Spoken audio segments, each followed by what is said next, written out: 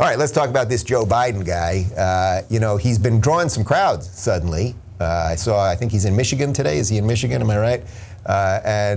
He normally doesn't draw crowds, but now crowds are showing up and they're chanting, "Let's go, Brandon." If you don't know what I'm referring to, you should watch our video from yesterday. And yeah, he is in Michigan. There's a big group of people there and they're chanting, "Let's go, Brandon," and they have signs and everything. So finally, Joe Biden is drawing a crowd. That's very exciting. Anyway, the big thing going on with Joe at the moment is that he is really trying to push for this $3.5 trillion spending package. Now, I was thinking when we were putting this segment together, $3.5 trillion, do you know how many zeros that is? It's what did we figure out it was? It's like 11. How many digits? Give me how many digits? I think it's 11 or 12, something like that. 3.5 trillion, okay? It's a lot of digits. But it's an unfathomable number, okay? It's so much money, it's absolutely ridiculous. And if the government was to say we're spending $10 on something, but it costs zero, that would also be a lie. So they are just lying to you at the craziest way. 3.5 trillion, I'm being told, is 12 zeros. That's an awful lot of cash, okay, people? But they're pushing this thing, and now, of course, we know what's happening with Kyrsten Sinema and with Joe Manchin. They are just under endless assault, and their base is basically stalking them. We're going to get to that in just a second. But here's Joe explaining how debt works, and you tell me if any of this makes sense. To borrow when needed. And in that case, we're able to borrow because we always pay our debt. We always paid what we owe. We've never failed. That's America. That's who we are. That's what's called for. It's called full faith and credit of the United States. It's rock solid. It's the best in the world. But here's the deal.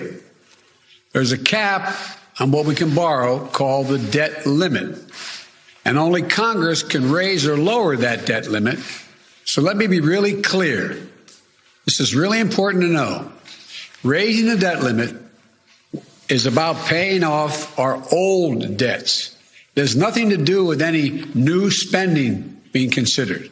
There's nothing to do with my plan for infrastructure or building back better. Zero. Both of which I might add are paid for. So if we're going to make good on what's already been approved by previous Congresses and previous presidents and parties, we have to pay for it. Social Security benefits, the American people are promised, salaries for servicemen and women, benefits for veterans. We're going to have to raise the debt limit if we're going to meet those obligations.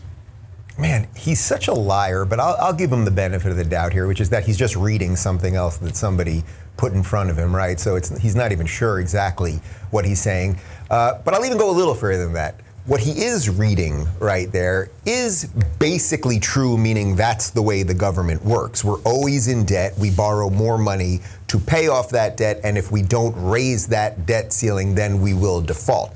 That concept is right. It doesn't mean we should be doing it forever. It doesn't mean that it works. Does it seem to you guys that this thing is working right now as inflation is rising? Like, it's obviously not working. The line, though, it's all trickery the way they say things, right? Because the line where he says raising debt is about old debt, meaning we borrow more money to pay off the old stuff. It's not about the new stuff. It's not about the new stuff. He even says, well, we're going to pay for that. And by the way he's paying for that is that he's taking money from corporations and wealthy individuals who pay most of the taxes. And by the way, do you think it's possible, and I know, I'm a nut job, I'm a right-wing freedom extremist. Do you think it's possible, Joe, putting aside debt for a second, let's say you get your $3.5 trillion by taxing corporations and wealthy individuals. So you take money from them to pay for the stuff that you want. Let's say you do that. Do you think it's possible that that could have issues that cascade throughout the economy? Do you think it's possible that perhaps those corporations that you took the money from may fire people? Do you think it's possible that the rich people who you took the money from may stop spending as much money, and that could affect the housing market or virtually any other market? Because when rich people have money, they usually spend it, and that works throughout the economy. I know they don't want to talk about that, but it might. I'm just saying, if you take out $3.5 trillion away from a certain set of the economy to do whatever you want with it, it might have, some effect on the economy. But the broader point here is that even though Joe is not lying in a traditional sense, it's like he is lying because he knows that that 3.5 trillion isn't zero. He knows that he's using the language. Oh, it's not new debt, it's old debt. You also pay interest on debt. So it's like, it's all lies. But the bigger issue here is, how do we get out of this? Like, if you're watching this and you're thinking, well, wait a minute. Let's say I have a $10,000 credit card limit. I remember when I was pretty much broke, when I was doing stand-up in New York, and I was pretty much broke, and I got my first credit card, and I think I had a $1,500 limit. And I would often hit that limit, and then my credit card would not work. And then I'd have to make a minimum payment, and then I would get hit by interest and sometimes late penalties and all those things. And in essence, that's how you get out of debt, because you start realizing, oh, I'm being penalized for this. I better not spend money I don't have. I have to act responsibly, right? And then I started doing those things, and now I'm very proud to say not only do I have no personal debt, but I have no company debt. We're running a really beautiful operation here that's in the black. It's pretty great. And then I can employ people and we can do good things. Like, it's very cool. But instead with the government, what he's saying is, well, we've always done it this way. The whole American system is this. We borrow money. We don't have any money to pay for it, so we raise the ceiling to borrow more money.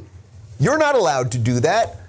Think about you, whatever your credit card limit is right now. If you hit that limit, you can't call the credit card company and be like, oh, could you guys just give me another credit card so I can pay off that credit card? Or could you just raise the limit on that credit card? So what do we do about this? Because Joe's kind of right. Okay, this is what the full faith and credit of the United States is. It's all nonsense. Well, yeah, okay, fine. Well, we got to figure out a way to not be doing that. That I don't have an answer for you on this Tuesday morning. I will have to think about how we get out of that. Maybe it involves some kind of crypto situation.